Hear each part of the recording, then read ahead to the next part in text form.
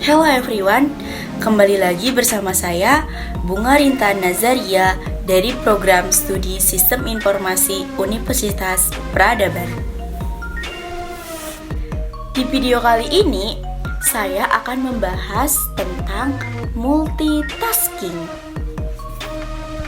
Mungkin dari kalian sendiri sudah tidak asing lagi kan mendengar kata multitasking.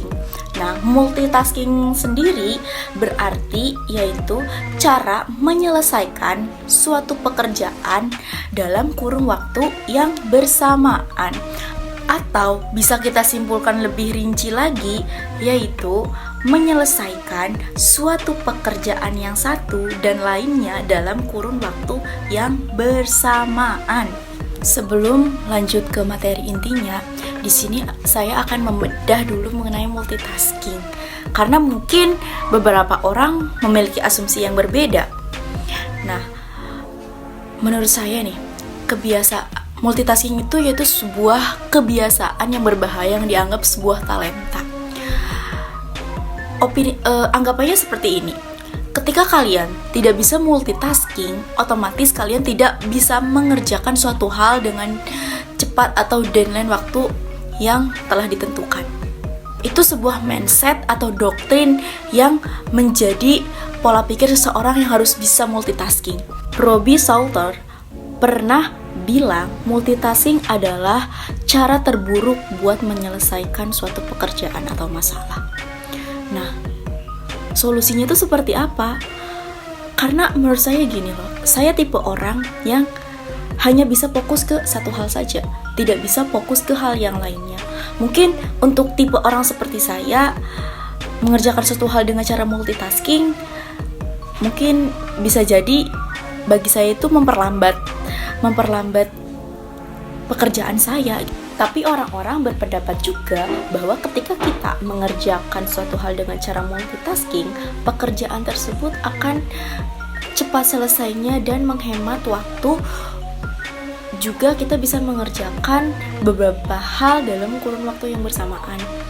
Nah, mungkin menarik juga sih buat saya coba. Jadi, cus kita coba bareng-bareng tentang multitasking.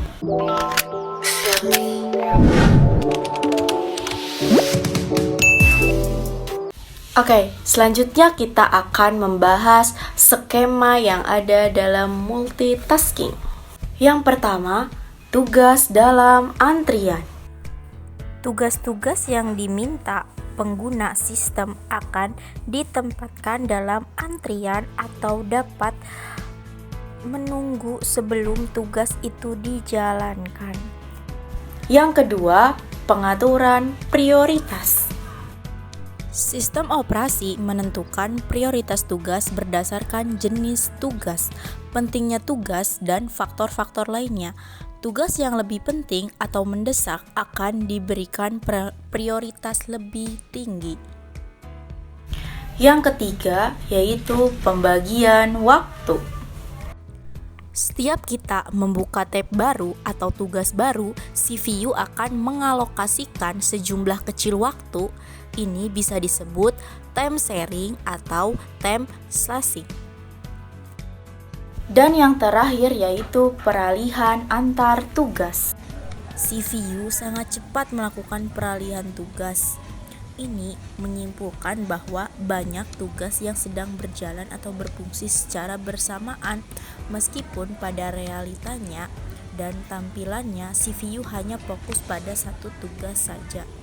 Pasti dari kalian semua ketika melakukan multitasking ada beberapa kendala, entah itu overload atau entah itu dari komputer kalian ngebug atau apa. Nah, di sini saya akan membahas cara mengatasi over multitasking pada komputer atau laptop.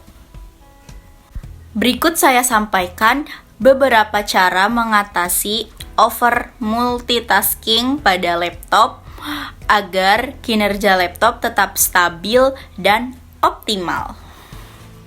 Cara yang pertama, gunakan Task Manager. Gunakan Task Manager ini membantu Anda untuk melihat aplikasi mana yang memakan banyak sumber daya loh, dan kalian bisa menutupnya agar menghemat daya tahan baterai komputer kalian. Cara yang kedua, tambahkan memori. Jika kalian mengalami problematika komputer Anda lambat dalam menjalankan multitasking, kalian bisa menambahkan memori pada komputer Anda. Karena semakin Anda banyak menjalankan tugas pada komputer, maka semakin banyak pula memori yang dibutuhkan. Jadi kalian bisa menambahkan memori agar bisa menjalankan beberapa tugas bersamaan. Dan cara yang ketiga, prioritaskan tugas. Kalian bisa tentukan tugas mana dulu yang dianggap lebih penting dan fokuslah terhadap tugas tersebut. Jika terlalu banyak mengerjakan tugas sekaligus, kualitas pekerjaan Anda menurun karena fokus Anda terbagi. Juga mengurangi kinerja pada komputer. Nah, untuk cara selanjutnya, yang keempat, tutup aplikasi yang tidak digunakan. Ketika aplikasi tersebut serasa sudah tidak terpakai, alangkah lebih baiknya untuk bisa menutup aplikasi tersebut, karena banyaknya aplikasi yang berjalan dapat membebani sumber daya komputer dan kinerja keseluruhannya. Jadi ketika Anda sudah tidak menggunakan aplikasi tersebut, alangkah baiknya ditutup. Untuk cara yang terakhir, gunakan SSD. Jika memungkinkan, gantilah hard disk konvensional menggunakan SSD. Karena SSD sendiri mempunyai kelebihan, yaitu memiliki kecepatan transfer data yang lebih cepat dan waktu akses yang lebih rendah pada hard disk mekanis, sehingga dapat meningkatkan responsivitas sistem saat melakukan multitasking. Dengan kalian menerapkan hal tersebut, mungkin dapat mengurangi terjadinya overload pada saat multitasking. Jadi, kalian bisa menerapkan hal tersebut.